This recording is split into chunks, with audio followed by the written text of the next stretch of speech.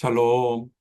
내가 산을 향하여 눈을 들리라. 나의 도움이 어디서 올까? 우리가 진정으로 하나님 앞에서 도움을 간구할 때 하나님께서 베푸시고 인도하신다는 축복의 말씀이 시편 121편 1절로 8절에 증거가 되어 있습니다. 이 8절까지 증거된 말씀에 크게 네 가지의 중요한 도전이 있습니다. 첫 번째는 어떠한 상황에서도 기도하는 것이고, 우리를 지켜주시는 하나님이 계시고, 그 구체적으로 우리의 환난 때, 우리가 힘들고 어려울 때 그늘이 되어주시는 피난처 되어주시는 하나님이 계시다는 것입니다. 그리고 이 하나님은 영원하신 하나님으로 지금부터 영원까지 우리와 함께 하신다는 것입니다.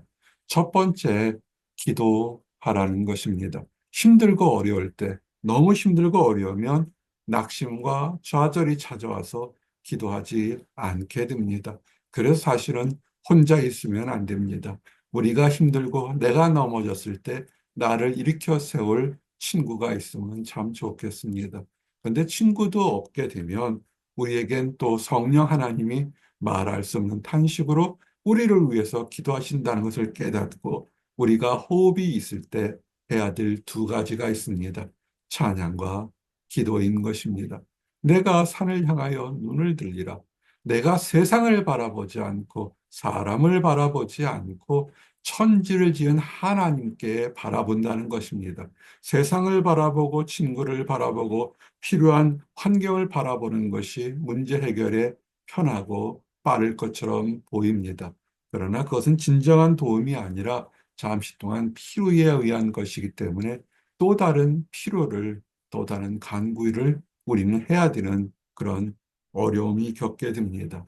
지혜로운 사람은 힘들 때 하나님의 도움을 간구하는 것입니다. 산을 향하여, 어떤 특정한 산이 아니라 하나님, 이 세상을 바라보지 않고 하나님을 향하여 기도한다는 것입니다. 기도할 때 대충 기도하는 것이라 온 마음과 온 정성을 다해서 부르짖으라는 것입니다. 혼란 중에 나를 너그럽게 하였사오니 어떻게 기도해야 되겠습니까? 솔직하게 기도해야죠. 나의 있는 모습, 나의 죄악된 모습, 나의 부끄러운 모습, 나의 처절한 모습까지 있는 모습 그대로 보여주면서 하나님 용서하여 주시옵소서, 회개합니다. 하나님의 자비하심을 간구하오니 불쌍히 여겨 주시옵소서. 이런 문제가 너무 절박하고 힘들어오니 나의 죄와 허물을 용서하시고 나를 불쌍히 여겨달라고 주 앞에 기도할 때 하나님께서 그 기도를 들어주실 것입니다. 그리고 진정한 도움은 좀 전에도 말씀드렸지만 세상이나 사람이나 환경이 우리에게 잠시 동안 도움과 같은 모습으로 다가올 수 있습니다. 늘 말씀드리지만 불완전한 사람이 불완전한 세상 속에서 완전한 것을 바라는 것은 결국 불완전한 결과밖에는 얻을 수가 없습니다. 우리의 문제를 해결하기 위해서는 문제를 주관하시고 해결할 수 있는 하나님을 바라보는 것, 그것이 지혜고 그것이 은혜입니다. 이것이 변장된 축복의 한 모습인 것입니다. 어려움이 있을 때 나의 연약함을 보고 나의 한계를 깨닫고 진정으로 이 모든 일을 도우시는 분이 하나님이시고 해결자가 하나님이신 것을 고백하는 것, 그런 지혜를 깨달아 새롭게 시작하는 것, 그것이 변장된 축복일 것입니다. 곤란으로 말미암아 내 눈이 쇠하였나이다. 너무 힘들고 어렵게 되면 잠도 못 자게 되고 눈도 침침하게 되고 건강을 많이 상하게 됩니다.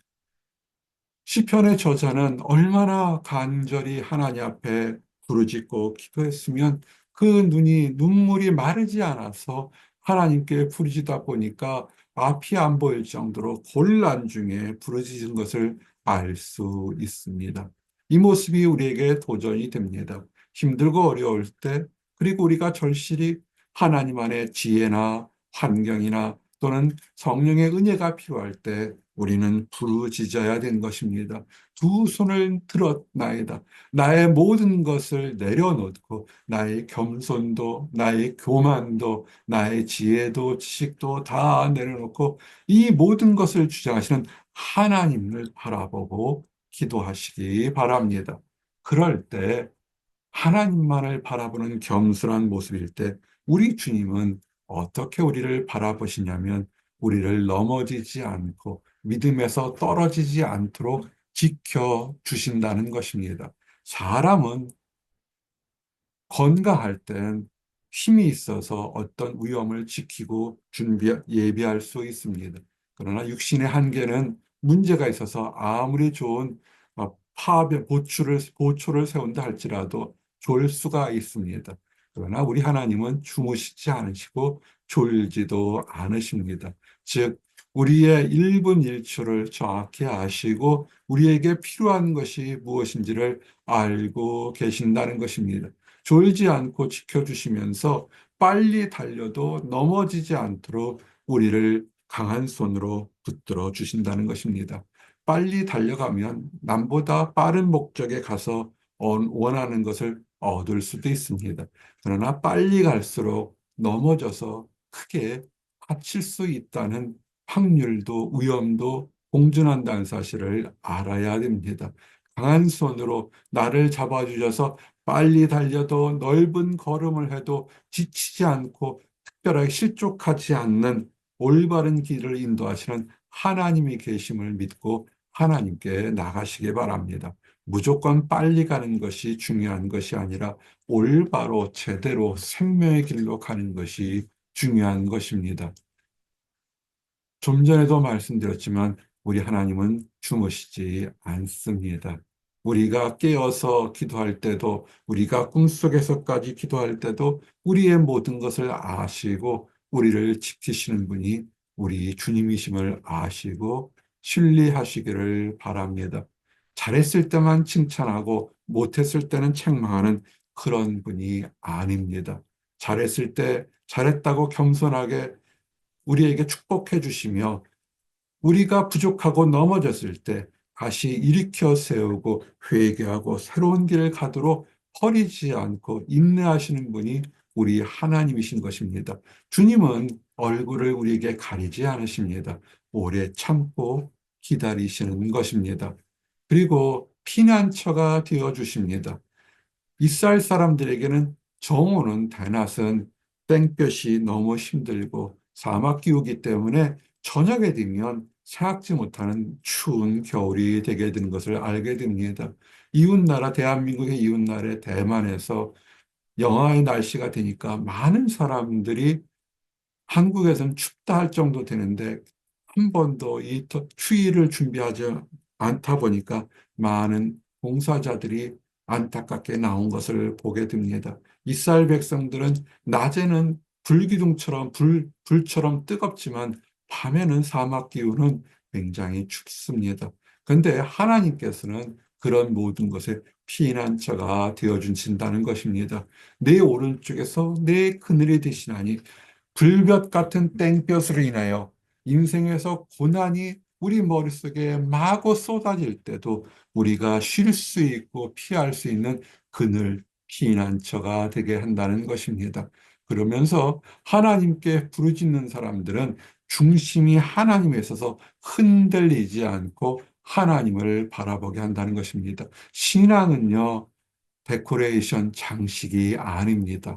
신앙, 믿음은 생명인 것입니다. 흔들리지 않고 하나님 보시기에 나가는 것입니다. 좀 전에도 말씀드렸지만 이 말씀의 배경에 이스라엘 백성들은 밤과 낮은 다들 위험합니다. 낮에는 너무 덥고 밤에는 너무 춥지만 그러나 하나님께서는 이 모든 환경에서 극과 극단의 환경에서도 우리를 지켜주시고 밤에 별도 해치지 않을 정도로 작은 것까지도 우리를 보호해 주시겠다고 약속하셨습니다. 그러면 이 약속을 믿으시기 바랍니다. 낮에는 구름 기둥, 밤에는 불기둥. 이스라엘 백성들이 출애굽해서 이제는 애굽에서 떠나서 가나안 땅 앞으로 홍해 앞으로 가라실 때 그 모습이 더욱 드러나게 됩니다.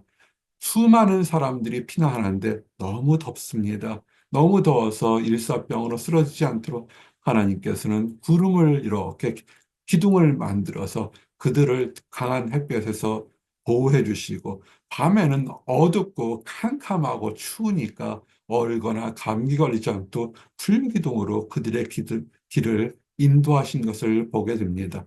백성들 앞에서 먼저 가셔서 그들을 지켜주시고 보호하시니 우리의 앞길에서 먼저 하시는 하나님을 믿으시기 바랍니다. 우리의 하나님은 우리를 환난에서 면하게 합니다. 하나님 안에서 나가게 되면 생명의 길이기 때문에 우리가 알지 못하는 악한 것들이 우리를 위해서 올무를 놓고 함정을 놔서 넘어뜨리려 할 때 하나님께서 피할 길을 주신다는 것입니다. 하나님은 보호하십니다. 잘못했을 때 책망하십니다. 그러나 영원히 버리지 않고 악한 것들이 시험에서 한 가지, 두 가지, 세 가지, 여러 가지 환란으로 우리를 넘어뜨리려고 하지만 하나님께서는 궁극적에 우리를 지켜주시고 보호하실 것입니다. 언제까지? 지금부터 우리가 우리의 주님 예수님을 보는 천국에 들어가는 날까지 영원까지 지켜주신 것입니다. 믿음, 우리의 신앙생활은 장식이 아니라 생명이요, 또한 생명의 키를 가지는 인생의 가장 중요한 것입니다. 믿음이 없이는 우리가 영원까지 있는 하나님 나라에 갈 수가 없는 것입니다.